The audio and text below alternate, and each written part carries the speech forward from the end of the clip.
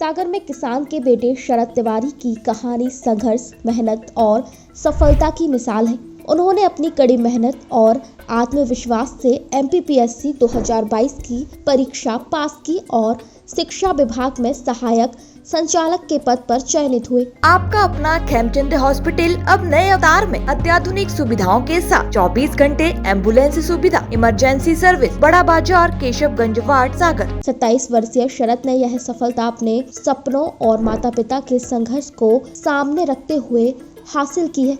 शरद ने इंदौर में रहकर सेल्फ स्टडी की क्योंकि उनके परिवार की आर्थिक स्थिति मजबूत नहीं थी। खुद का खर्च चलाने के लिए उन्होंने कोचिंग के नोट्स चेक करने का काम भी किया। शरद का यह सफर आसान नहीं था। उन्होंने चौथे प्रयास में यह परीक्षा पास की, जबकि पहले 3 प्रयासों में सफलता हाथ नहीं लगी। 2019 का परीक्षा परिणाम पेंडिंग है। 2020 में मेंस क्लियर नहीं हो पाया। 2021 में भी इंटरव्यू तक पहुंचे, लेकिन फाइनल सिलेक्शन नहीं हुआ। 2022 में शरद को खुशी मिली जब परीक्षा परिणाम में उनका नाम आया और उनका चयन शिक्षा विभाग में सहायक संचालक के पद पर हुआ। शरद के माता पिता मनोज और अनीता तिवारी बंडा क्षेत्र में छोटे किसान हैं। उनका यह संघर्षपूर्ण सफर पूरे सागर जिले के लिए प्रेरणा का स्रोत बन गया है।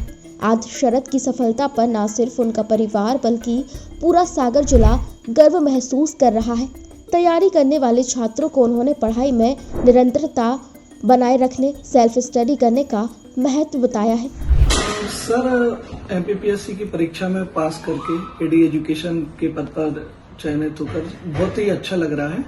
जो सपने देखे थे वो साकार होते हुए अब दिख रहे हैं। माता पिता बहुत ज़्यादा खुश हैं, परिवारजन वाले बहुत खुश हैं, मित्रगण बहुत खुश हैं, गर्व महसूस कर रहे हैं। तो इससे बड़ी खुशी मुझे भी कुछ नहीं हो सकती। सफलता का श्रेय किसे देना चाहेंगे? सफलता का श्रेय सबसे पहले तो मेरे जो आराध्य देव गणेश बप्पा हैं, उनकी ही असीम कृपा रही है मुझ पर कि जो मेरे हमेशा प्रीलिम्स मेंस निकलते गए हैं। इसके अलावा मेरे माता पिता का संघर्ष त्याग रहा है, मेरी बड़ी बुआ, मेरी छोटी बुआ एवं उनके परिवारजन, जिन्होंने मुझे पढ़ने में बहुत ज़्यादा सहयोग किया, वरना मेरी पढ़ाई नहीं हो पाती।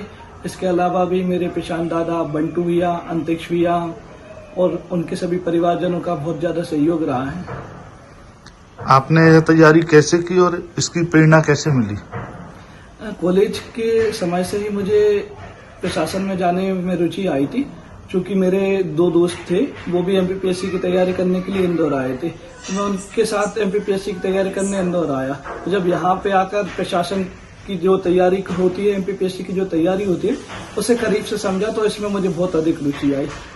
संघर्ष का अगर आपका कोई किस्सा हो तो वो शेयर करना चाहेंगे?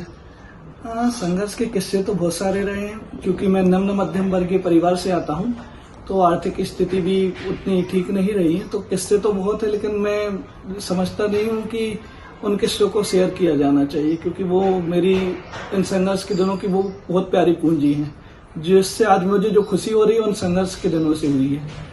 तो मैं नहीं चाहता कि वो शेयर किया जाए। आगे जो एमपीपीएससी की बच्चे तैयारी कर रहे हैं उन्हें कोई टिप्स देना चाहेंगे? हाँ, मेरा बस यही कहना है कि जो सफलता का एक मुख्य आधार मुझे समझ में आया वो कंसिस्टेंसी है। आपकी पढ़ाई में कंसिस्टेंसी होनी चाहिए। कुछ चीजें आती हैं बीच में तो उन्हें दूर रख के आपको अपने जो भी पढ़ाई है उसके समय नियमित करना पड़ेगा, उस पर ध्यान देना पड़ेगा, बाकी चीजों को अलग करना होगा। इसके अलावा भी मुझे ऐसा लगता है कि सेल्फ स्टडी का बहुत ज्यादा महत्व है।